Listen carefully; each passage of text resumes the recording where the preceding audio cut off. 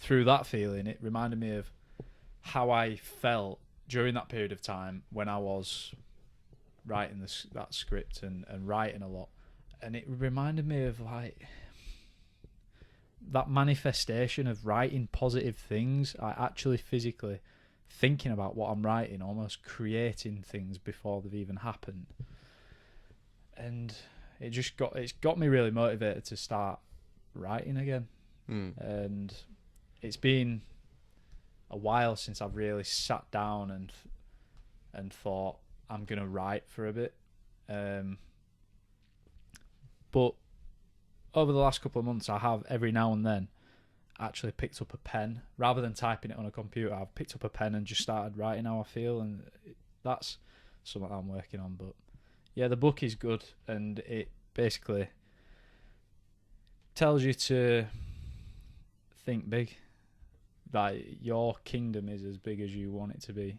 Don't limit yourself. It says like there's two sides of your brain. There's like Mr. Triumph, Mr. Defeat. I might have said this to you before, but think about those two people as like managers of each department in your brain. And if you give all your resources to one of them, they're gonna make things. So if you think negatively, then negative things are gonna come to fruition. And if you just dedicate all your energy to positive thoughts, then that's what'll happen. But again, that's a bit of a wishy-washy, common sense, self-help, development, standard procedure, I guess. But it's still useful to remind yourself of that, and I'm enjoying it, really.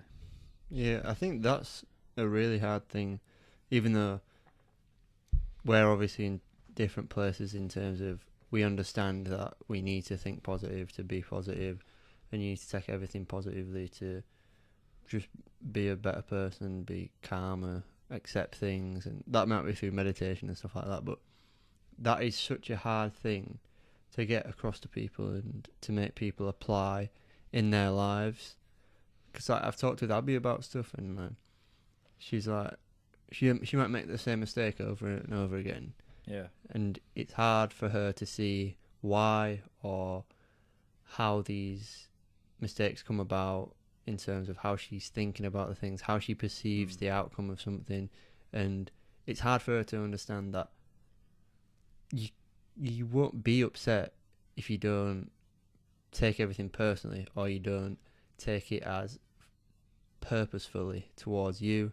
So like stuff that happens, like I don't even know an example really, but like say we meet up and have a drink and stuff, and like we joke about, and like the jokes are quite personal, not in terms of going too far, but just like personal to you. It's like traits and stuff like that. Yeah, so we've known each other long enough and spent enough time with each other to know our boundaries. Like, we know the buttons that we can push on each other to like make it funny, but not really fucking cause any trouble between each other. Yeah, and I think I talked to her last night about something, and it was like, you can easily devote your attention towards thinking about something that's happened in the past, or thinking about what people say or think about you.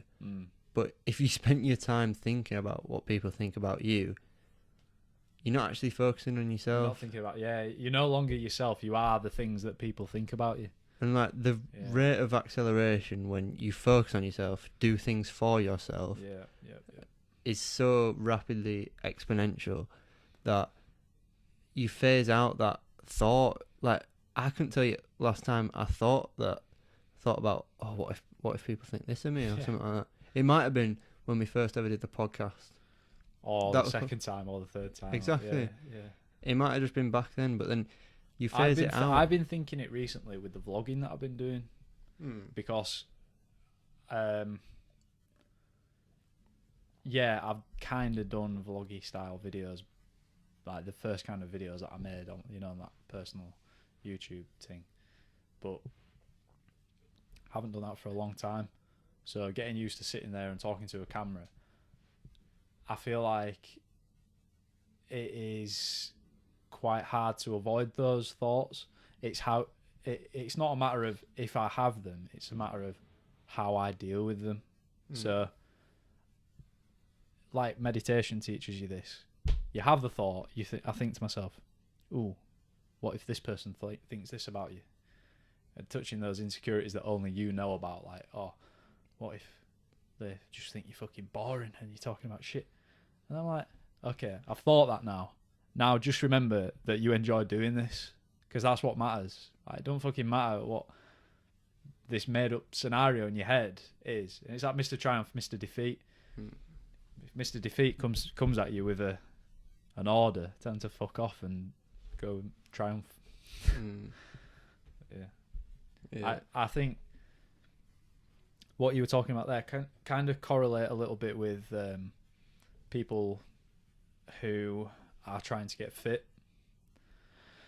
as well. So if you've never really been to the gym before, it's like really hard to actually get there. But if you can get there and get into a routine and start eating well, you'll see all this progress, like, you know, newbie gains and whatever. And then all of a sudden you'll hit a bit of a plateau. And even though you are far from where you were when you started, those same, not the exact same, but of the same nature thoughts, those negative things can creep into your mind like, oh, is this it? Like, what now? I thought I was going to be continuously to the top and whatever. And I've kind of gone through that a little bit, considering the change, and I'm sure you have as well, considering the changes we've made to our bodies in the last like couple of years. But yeah, like getting back into the gym, bro, I feel fucking $1 million. Like when I'm in the gym, I feel fucking amazing. And I don't know, it must just be the testosterone, it must just be the lighting. I don't know, I just feel fucking amazing when I'm at the gym. And it reminds me how lucky, and again, going back to the miracle of life thing, how lucky I am to have that as an outlet for my energy.